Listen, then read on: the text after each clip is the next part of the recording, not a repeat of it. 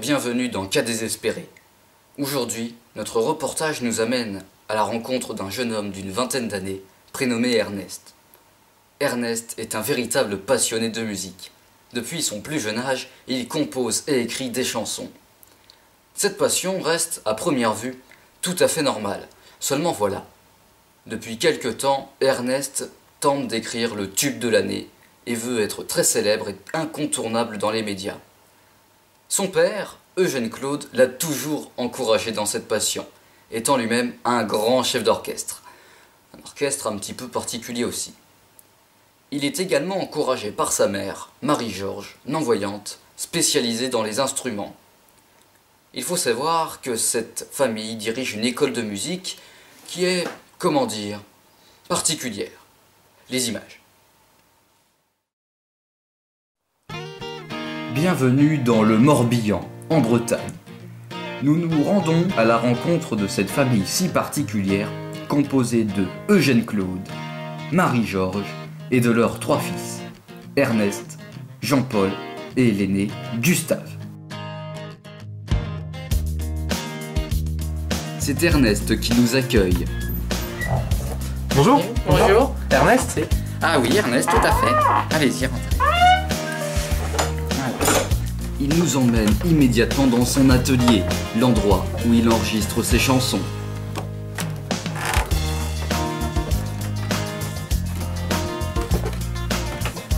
Alors voilà, ça c'est mon atelier.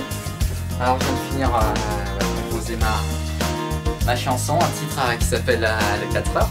Mais en fait c'est un thème, si vous voulez, que je voulais parler depuis longtemps parce que ça me touche profondément. Puis bon, c'est populaire le 4 heures. Mais ça parle pas que de ça, si vous voulez, ça parle aussi des animaux, ça parle de la nature. Bah, pour moi, c'est un titre, si vous voulez, qui est très joyeux, tout d'abord. Et en plus, c'est vraiment très complet, quoi. Vous pourriez nous l'interpréter là? Ah, bien sûr, attendez, je vais me préparer un petit peu. Quelques instants plus tard, Ernest est prêt. Maintenant, l'extrait.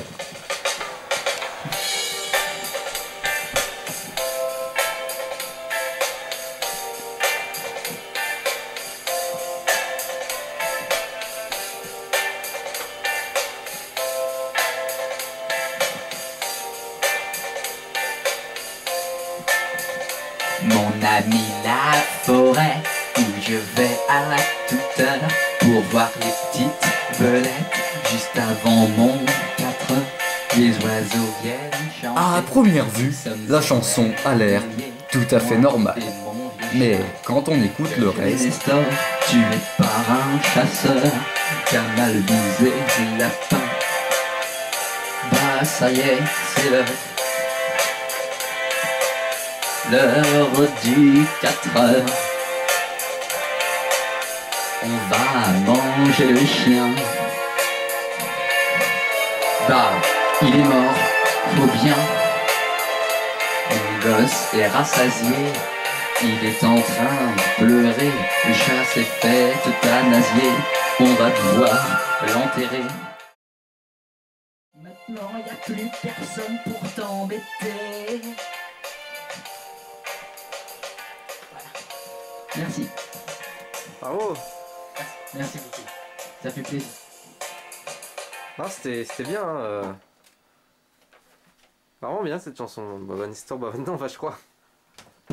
On se voit demain du coup. On se voit demain, tout à fait. Bah, à demain Nestor. Enfin, Ernest. Eh oui, vous confondez avec la chanson. Le lendemain, Ernest réalise avec son frère Jean-Paul le clip vidéo qui accompagnera sa chanson Le 4 heures. Ils visionnent ensuite le clip ensemble. Oh, ça rend trop cool. Ah ouais, non mais t'as vu mon chou? Ah non mais ça cartonne, hein. Attends, vas-y, remets la fin. Ah ouais, si tu veux. Alors, la fin.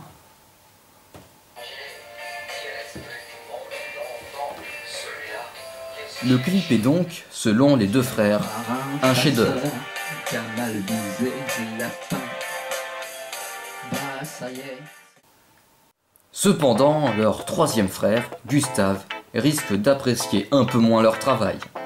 il rentre ce week-end de chez ses parents et a un avis plus que mitigé concernant le talent de son frère.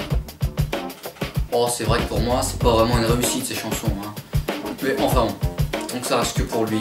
Ça va. Seulement voilà, ce que Gustave ne sait pas, c'est qu'Ernest a prévu d'organiser ce week-end un concert afin de tester sa célébrité dans la région. Un sujet qui va vite semer la discorde entre les deux frères. Salut frérot. Salut Gustave. Bon alors, tu fais quoi de beau là? Bah là, je prépare mon affiche pour le concert de samedi. Ton concert de samedi? Et pourquoi un concert Bah quoi? Mais tu sais pas que ta musique c'est de la merde? Non mais personne va venir à ton putain de concert, hein, je te préviens. Ah ouais? En Paris? En Paris? Hein? Je suis une star ici, hein. On me dit que je suis le nouveau Patrick Sébastien, moi. Tu fais comme tu veux. On verra samedi. Contrairement à Gustave, Jean-Paul, l'autre frère d'Ernest, croit beaucoup en la réussite de ce concert et se donne à fond pour aider Ernest à la préparation de ce dernier.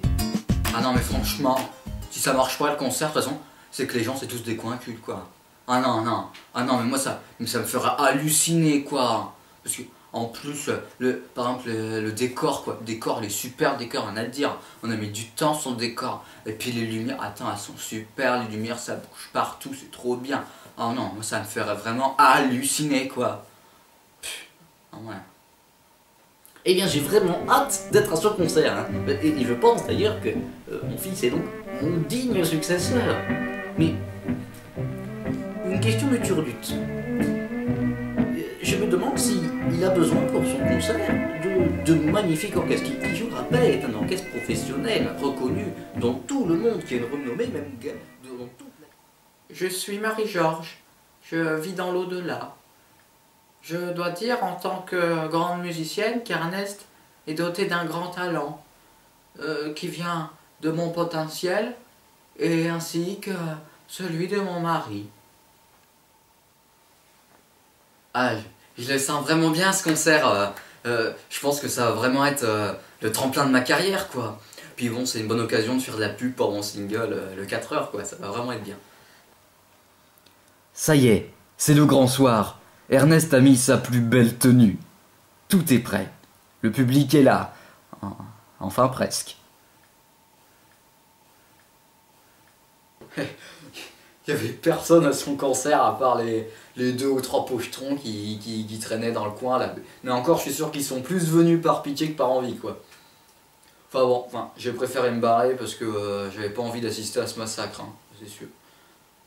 Malgré la faible mobilisation du public, Ernest tient absolument à faire ce concert et attaque par la plus belle de ses chansons d'amour, dans laquelle il met tout son cœur.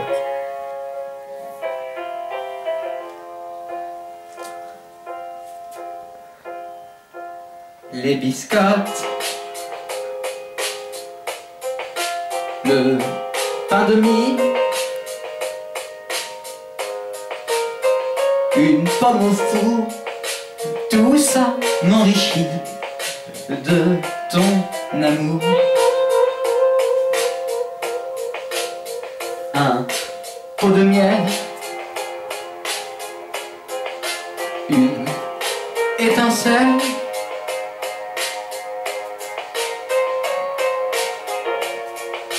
quelques courgettes pour faire la fête. Quelques courgettes pour faire la fête.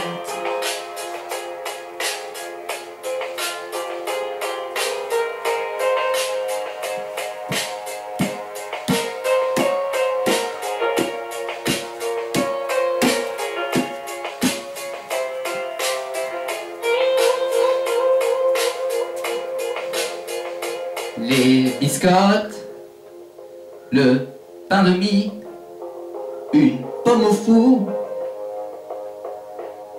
tout ça m'enrichit de ton amour. Un pot de miel, une étincelle, quelques courgettes pour faire la fête. quelques courgettes pour faire. Quelques courgettes pour faire la fête. Quelques courgettes pour faire la fête. Biscotte, pain de mie, pomme au four, m'enrichis de ton amour. Puis il enchaîne sur son nouveau tube incontournable, le 4 heures. Ça va le public? Ouais! Mon ami la forêt, où je vais à toute heure pour voir les petites belettes. Juste avant mon 4 heures, nous sommes émerveillés quand les oiseaux viennent chanter. Moi et mon vieux chat que j'ai pris sur le bras. Quand je rentre à 3 heures, pleine tartine au beurre, mon enfant remangé, je vais devoir le fâcher. Non, fiston, ce n'est pas l'heure. Pas l'heure de ton 4 heures. Tu reviendras tout à l'heure prendre ta brillante chaubeur.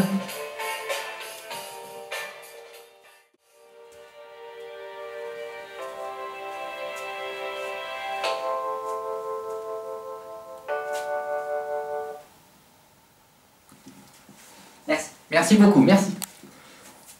Bon, alors, pour continuer. Il est 22h35 quand Ernest termine le concert avec son titre le plus engagé. Le ménage, c'est pour les femmes. Bon, allez, on y va. Bon, c'est bon, vous êtes prêts pour le ménage pour les femmes? Oh oui, ça se voit.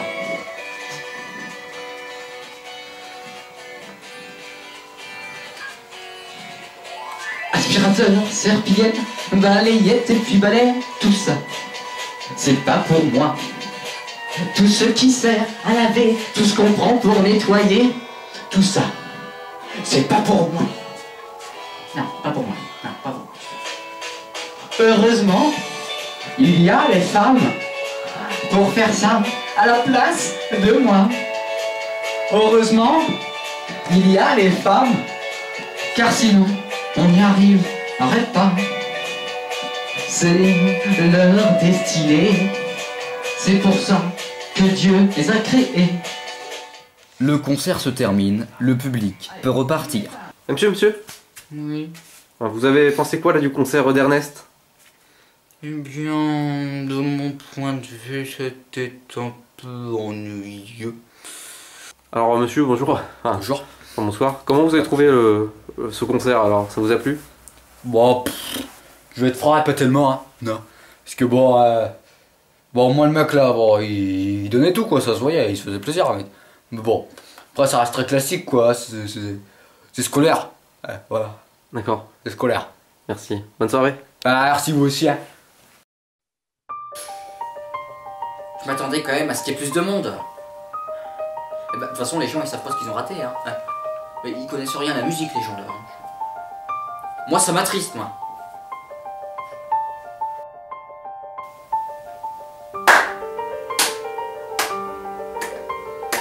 Bravo, frérot. Hein. On va dire. Oh, toi, tais-toi. Hein. C'est facile de critiquer quand on fait rien. Ah oui, mais là, ton concert. Je sais même pas si on peut appeler ça un concert, hein. Et tu sais, même à ceux de Nolwenn Leroy, il y a plus de monde. Ne m'insulte pas. Je suis chanteur, moi. J'aborde des sujets profonds qui touchent la population. Mais ça touche mon cul, oui. Elles sont toutes pourries, tes chansons. Ouais, puis va-t'en, hein. Je suis pas de cette famille. Ouais. De toute façon, je préfère me barrer de cette maison de timbrée, moi, hein.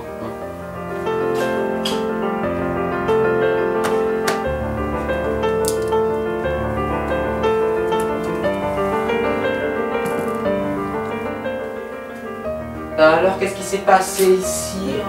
Gustave, là. Il m'énerve là, il a dit que je chantais n'importe comment, j'ai dû le bannir de la famille là. Mais c'est pas la peine de se fâcher pour ça. Ah bah si, il connaît rien à la musique, à la vraie musique. Ah non mais là ça me dépasse quoi. Ah non mais là je comprends vraiment pas quoi. Moi laisse tomber, ça me bouleverse quoi. Sous le choc, Jean-Paul décide de faire appel à un psychologue pour régler ses problèmes familiaux. Le lendemain, le docteur Jean-Pascal Piranha arrive chez la famille. Bonjour, je suis Jean-Pascal Piranha et je suis psychologue spécialisé dans les problèmes familiaux. Donc je suis là, moi, pour rallier Gustave et Ernest, qui sont un peu frères pas tout à fait d'accord, chez ma mission. Gustave est encore là et le docteur décide de parler aux deux frères en même temps. Bon, alors les garçons là, hein, qu'est-ce qui se passe? Bah c'est lui là, c'est sa musique, elle est nulle sa musique. Mais elles sont pas nulles mes chansons, mais comment tu peux savoir? Tu les as jamais écoutées mes chansons, machin Gustave? Alors comment vous pouvez savoir si vous les avez jamais écoutées? Bah tout le monde sait que c'est nul à chier hein. Bon, écoutez, voilà ce qu'on va faire. Ernest, vous allez donner un de vos albums à Gustave, et vous allez écouter ça tranquillement. C'est bon. Vous avez compris Gustave. Très bien. Quant à vous Ernest, vous devez vous séparer un peu de la musique. Est-ce que vous aimez quelqu'un, Ernest? Oui, très. Depuis longtemps. Et elle le sait? Non, j'ai jamais osé lui dire. Eh ben, allez-y Ernest, allez déclarer votre flamme Ernest, voyons. Et vous verrez Ernest, vous verrez, la vie sera beaucoup plus facile après. Bon, les garçons, on achète ça, et puis on joue après ça, hein. Ok, on joue après, on joue ce soir. On joue ce soir. Le soir même, Gustave se lance dans l'écoute de l'album d'Ernest intitulé Pamplemousse et Cacahuètes. On va voir ce que ça va donner, si c'est de la musique ou... Voilà quoi. On va appeler ça de la musique. Ouais. Pamplemousse et Cacahuètes quoi. Qui sera trop cher, dites-moi. On y va. Dès les premières notes, le regard de Gustave s'illumine. Il semble adorer. Non. Oh, c'est super bien là.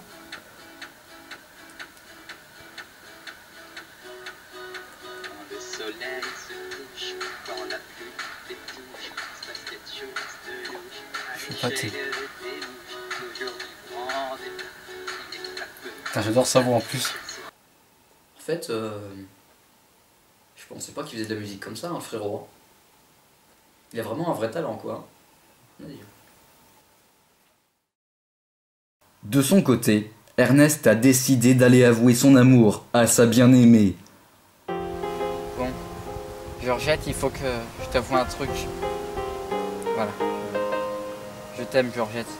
Je veux passer ma vie avec toi, Georgette. Pour conclure, Ernest lui chante sa plus belle chanson d'amour. Les biscottes, le pain de mie, une pomme au four, tout ça m'enrichit de ton amour. Georgette a finalement accepté, sûrement grâce à la fabuleuse chanson. La paix et la sérénité sont de retour dans la famille. Gustave est maintenant le plus grand fan de son frère. Ernest, lui, a décidé de consacrer moins de temps à la musique. Il s'est installé dans une petite maisonnette avec Georgette. Aujourd'hui, le couple attend un heureux événement.